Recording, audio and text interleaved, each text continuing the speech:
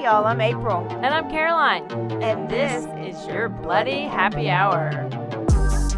Caroline, are you ready for this? This is your newest guilty pleasure. It's the bloodiest part of your week. Did we say something about it also being happy hour? Show did. Because we about to be sipping on some murder. Bloody Happy Hour.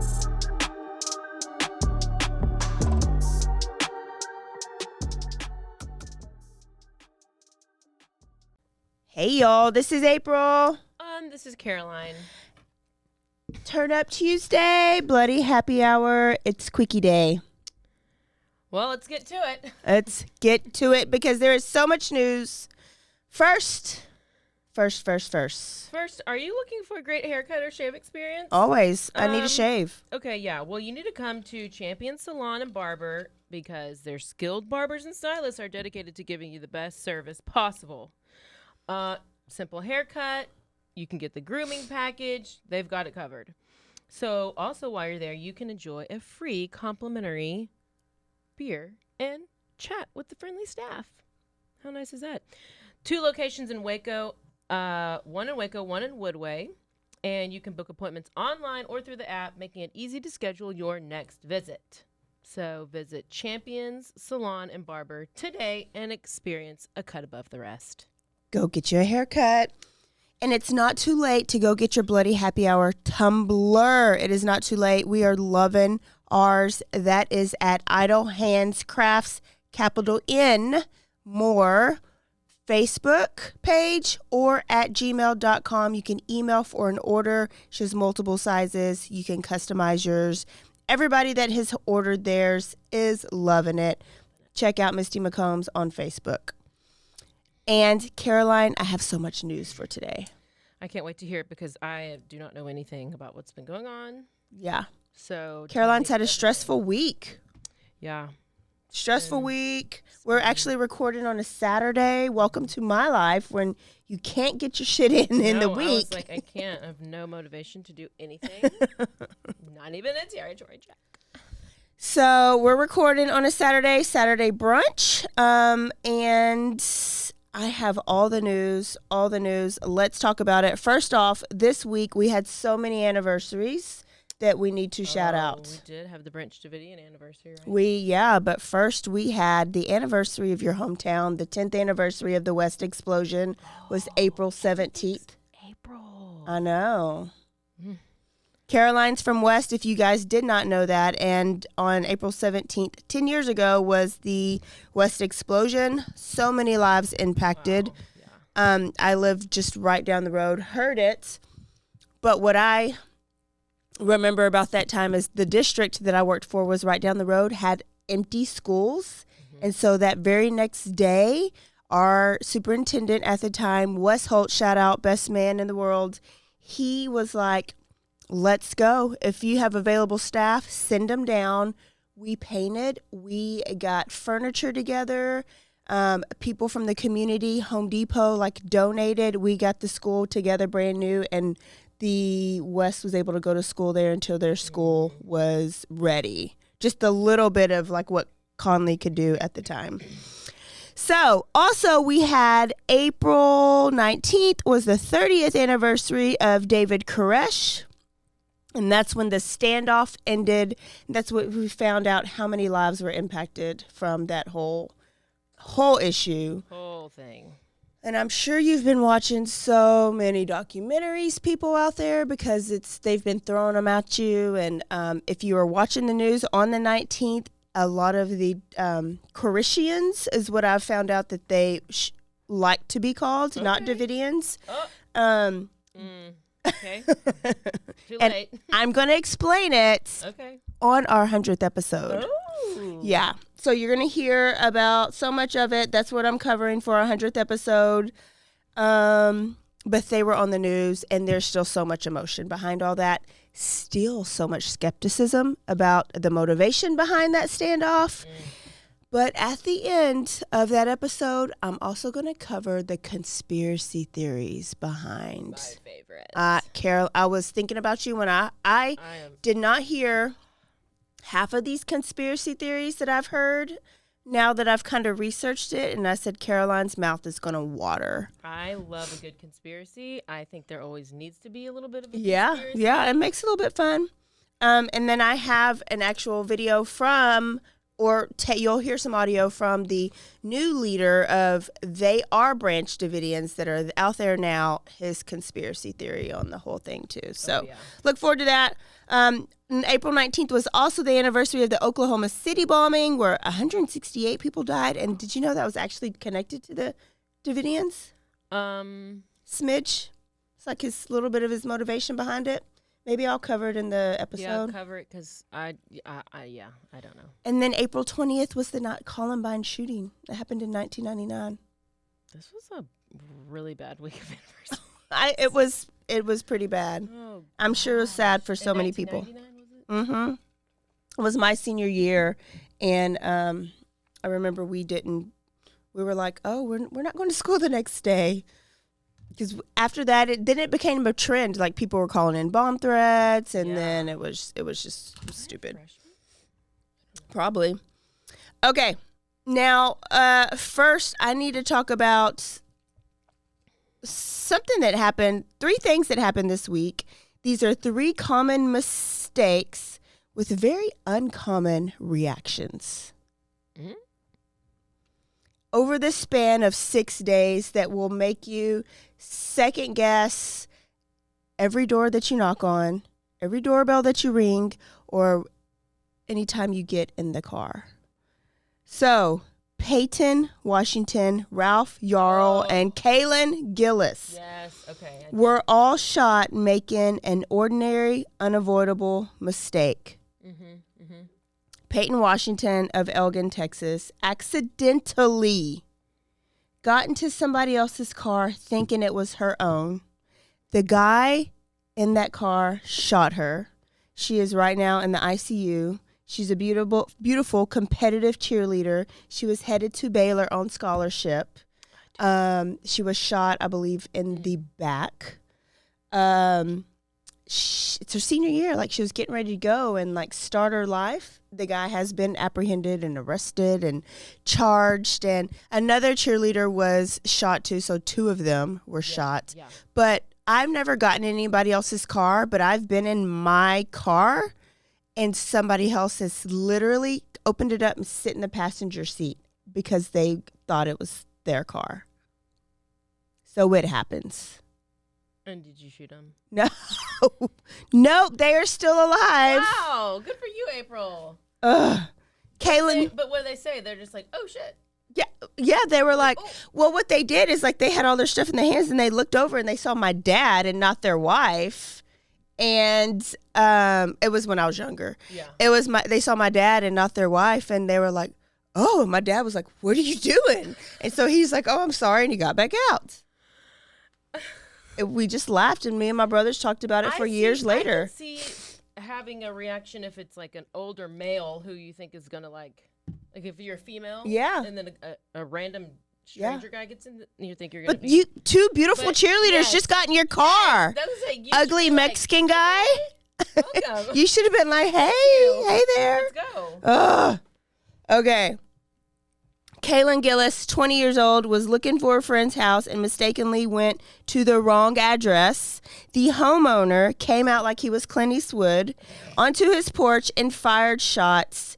They had to, like, drive away. They called 911, and she died of her wounds. She was an honor student. She was an artist. She was looking forward to attending college in Florida with the dreams of becoming a marine biologist. She just turned in the driveway. I don't understand. There's no logic behind it. I was like, what? There's got to be something more.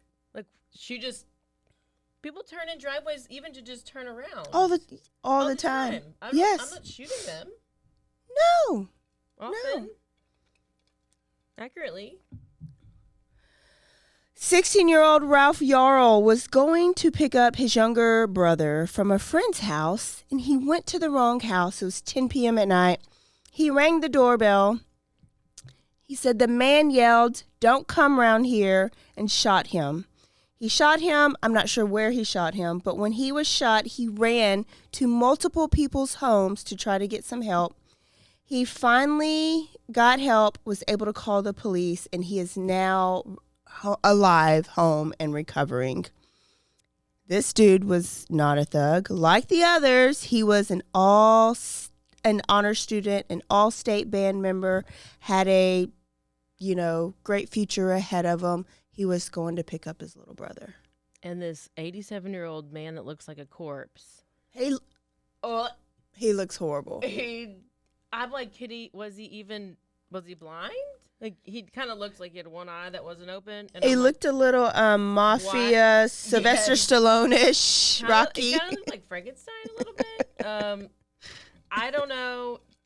I just don't understand why all of these situations. I don't. Yeah. It's quite puzzling. It is. Speaking of puzzles. Have you heard of Wango puzzles, April? Wango puzzles. Wango.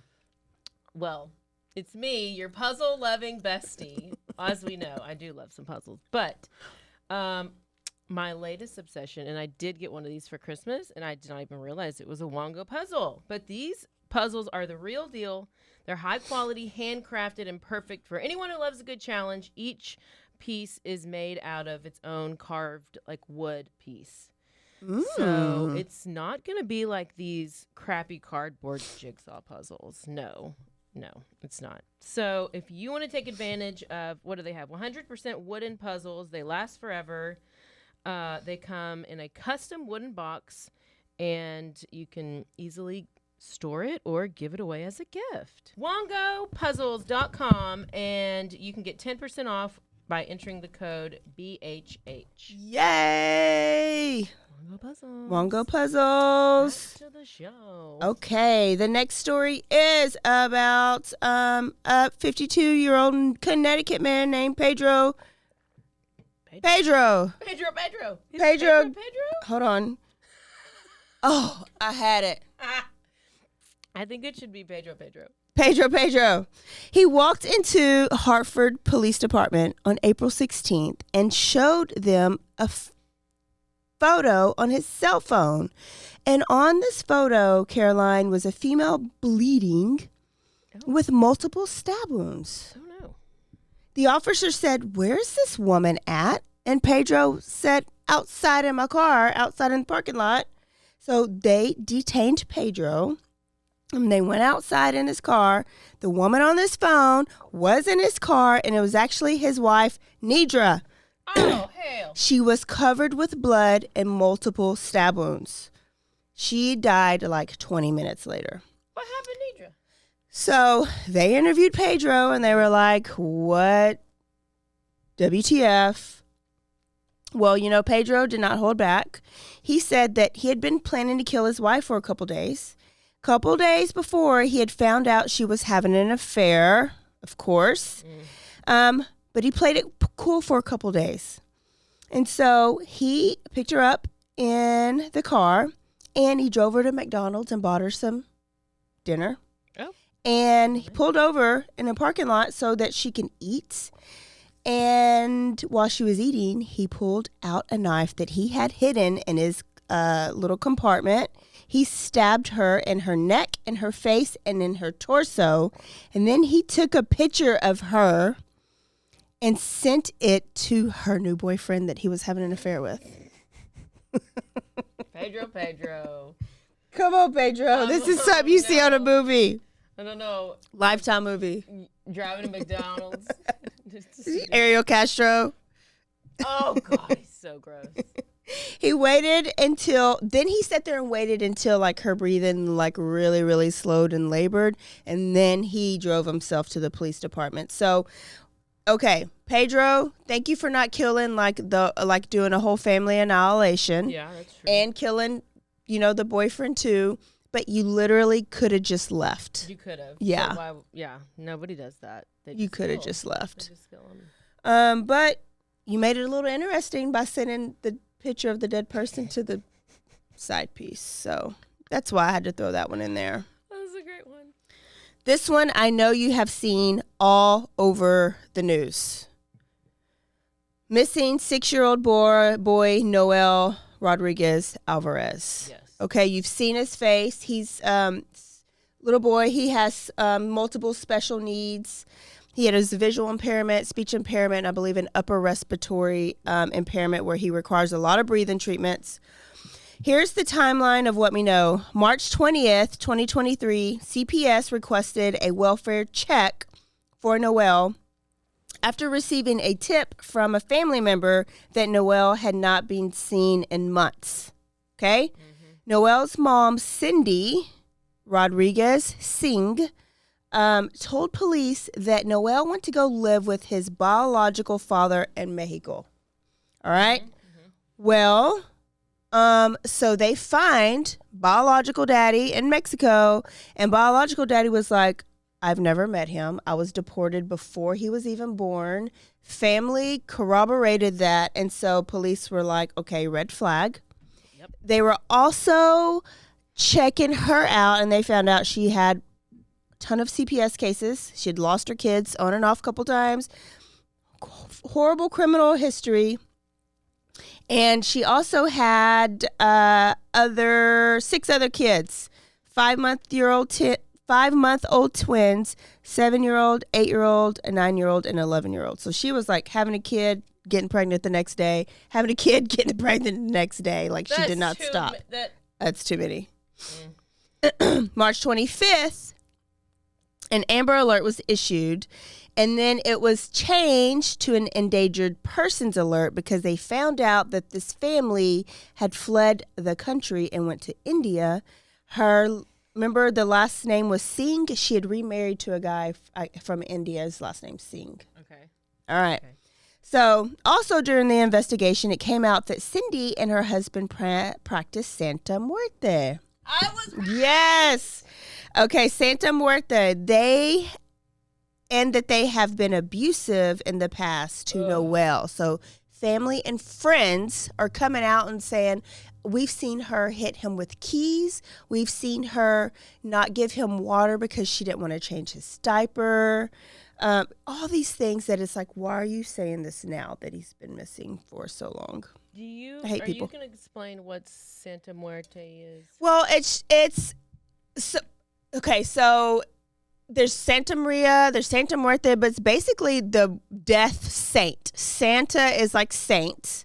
Okay, Muerte is death, and a lot of like the Mexican mafia, or a lot of the cartels, drug cartels, worship that to give them power, and that the more death that they do, I guess killing that they do, it gives them more power. We'll do a story later on. It's like this Mark Kilroy sacrifice. It happened in Mexico. That name sounds familiar. Yeah, I told you about it. It was Santa Muerte. Matamoros, yes, Mexico. Yes.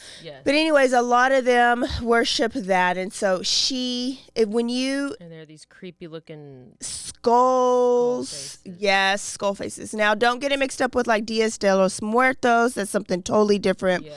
But if you Google her name and like there's a live video of like her place and like a little shed in their background, and it is just like a little worship center of. It's like those skulls everywhere. Like she worshipped. There's an altar.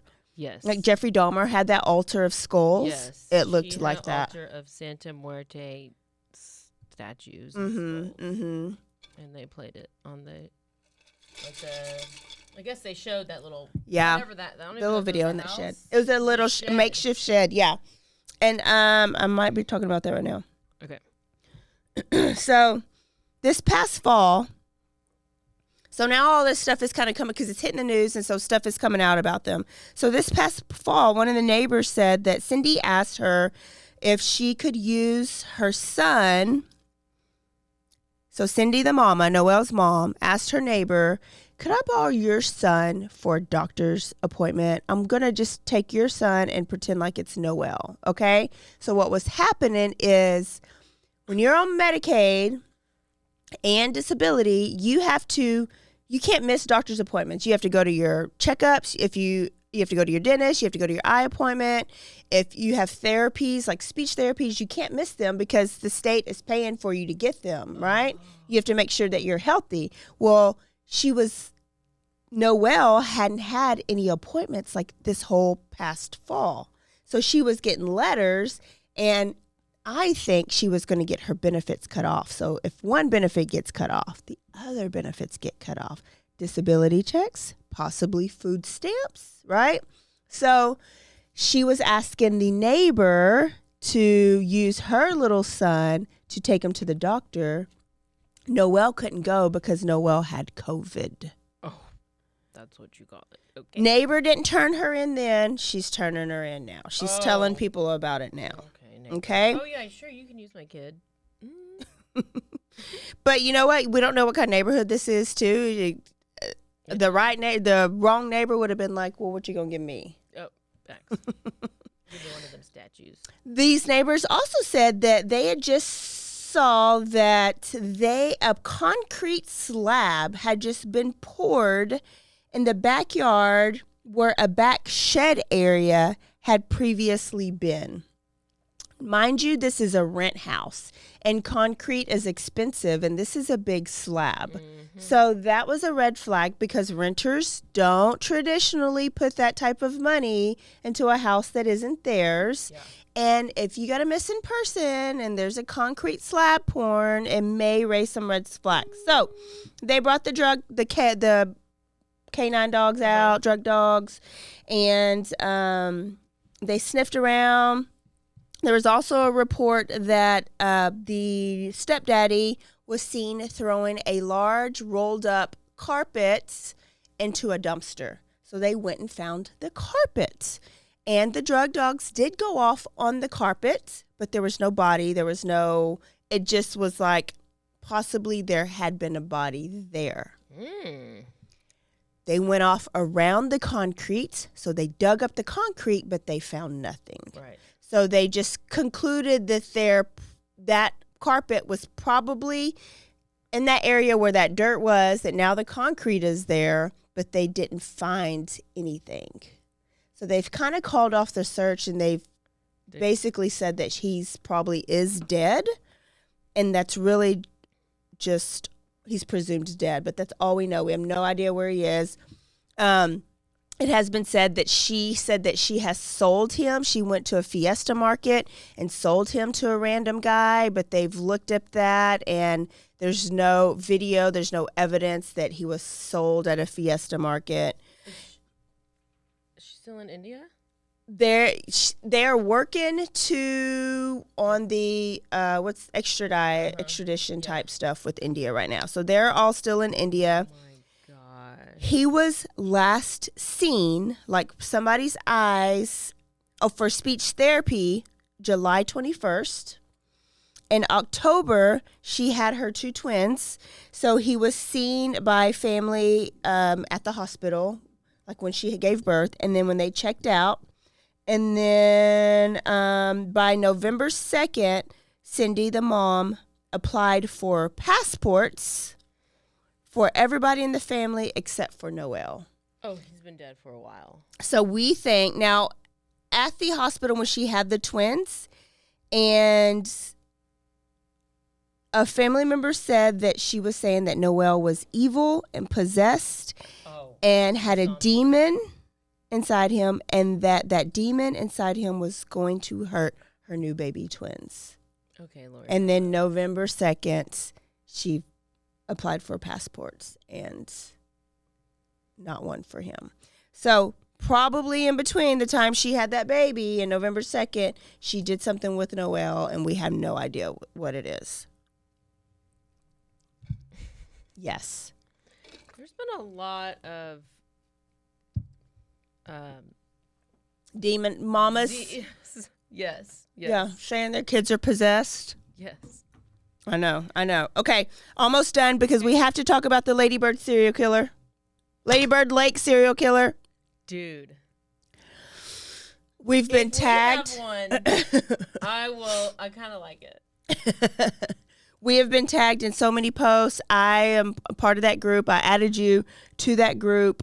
There are now official like articles that have been out in it. I saw somebody last night who listens, and she was telling me about she's like, you need to go be in this group, the Facebook group. Yeah. I added you like a couple weeks ago. Oh, you're gonna have to tell me.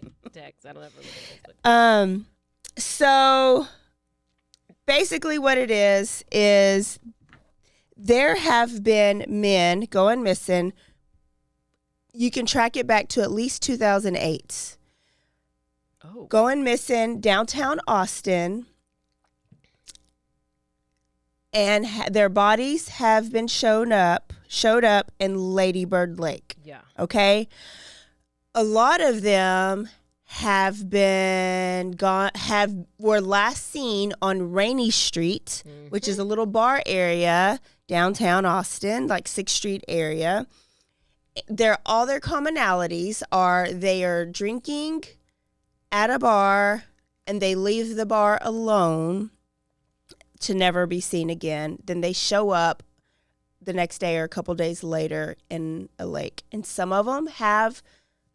a lot of them have not even had like water in their lungs. So are they drugged? Yeah. They're not not drowning. They're not always drowning. Yeah. Now, there's this group, a lot of web sleuths, and they're like, they all look alike. Okay, so if you look at their picture, I have a collage of pictures.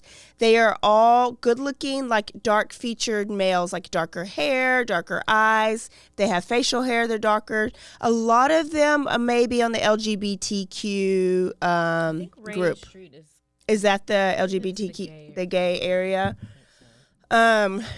But they just found a black guy just last week. So that's kind of off of the profile. But what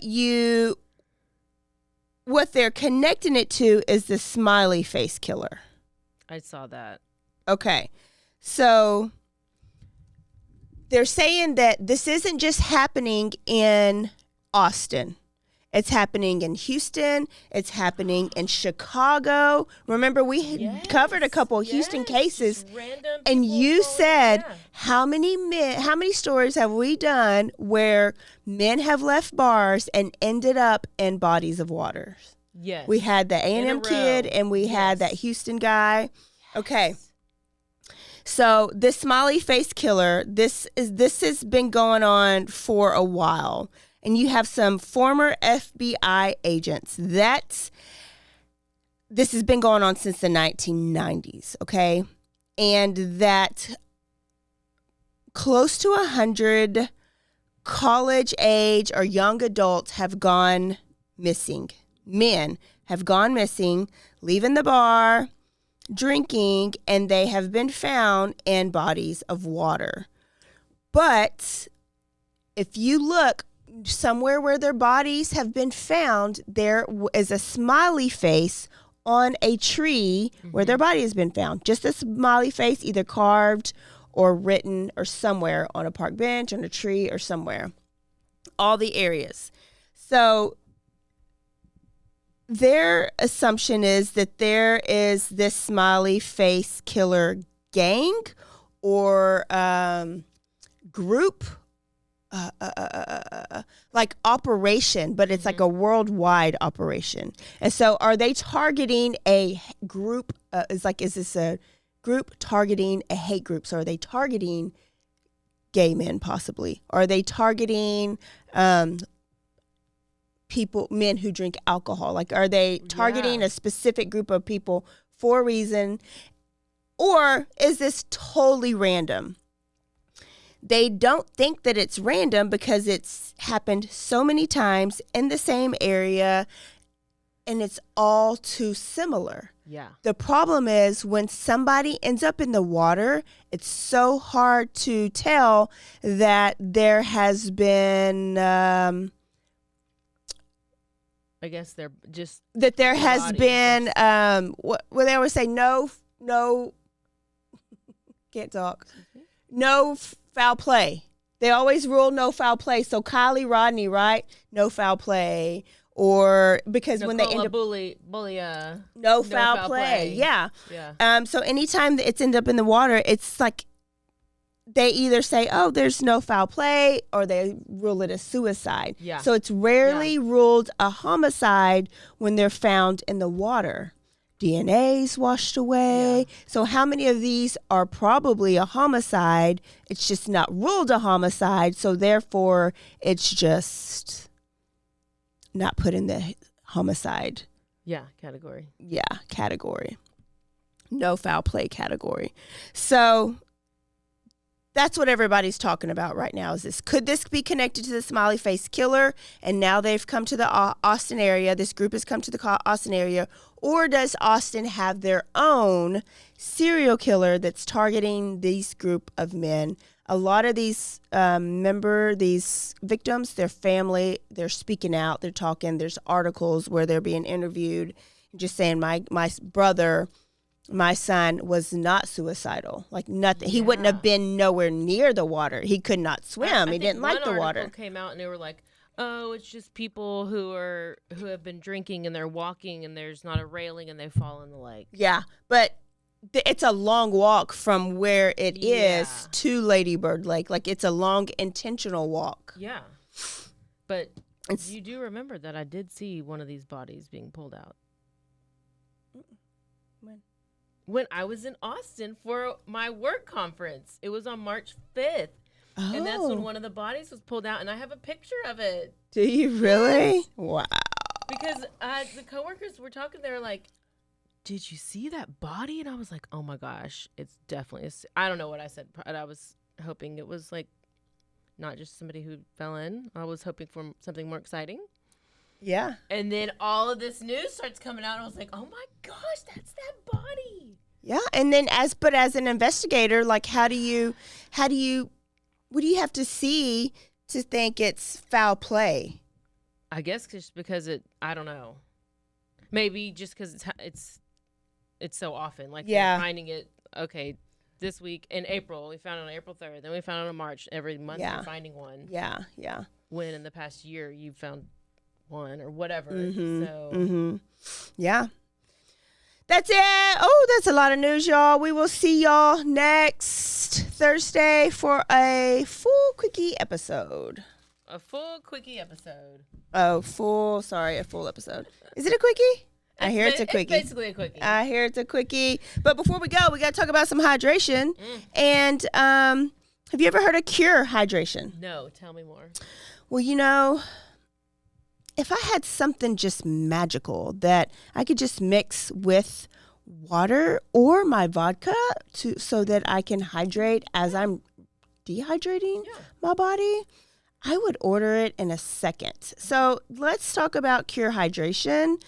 It is, if you ever suffer from headaches or loss of sleep or dry mouth, or if you're an athlete and you want to peak your performance, or if you just don't like plain water, okay? Yeah.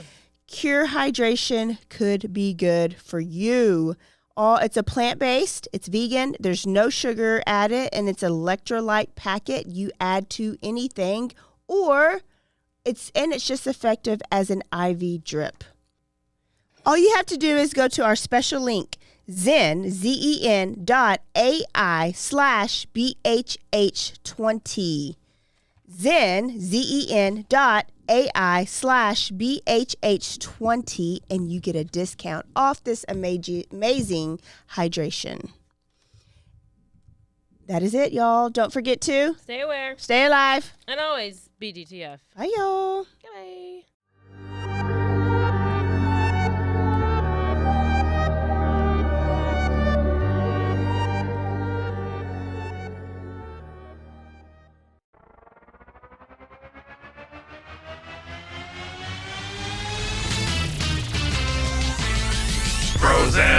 Frozen heroes. Gonna tell you about frozen heroes.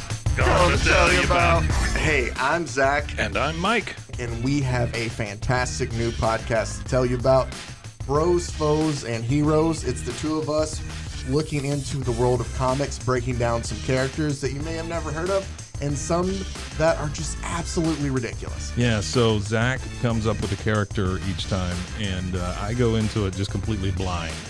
I don't know who this person is or what their abilities are or anything, and basically I guess we kind of go over their origin story and just some of the ridiculous stuff that maybe, especially Golden Age stuff. Oh, Golden Age stuff is always the best, and we will make sure to highlight all of the shenanigans and just absolute weirdness of everything. Yeah, that's right. So subscribe today and follow us on Instagram at Bros Foes Heroes.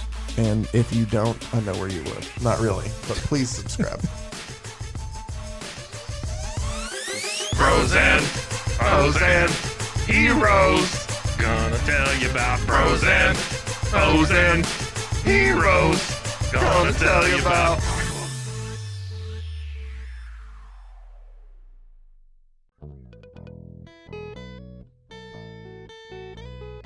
Hi, this is Sarah, And I'm Carter. and this is Some of Our Thoughts. We're two Southern sommeliers, and we want to share everything we love and know about wine.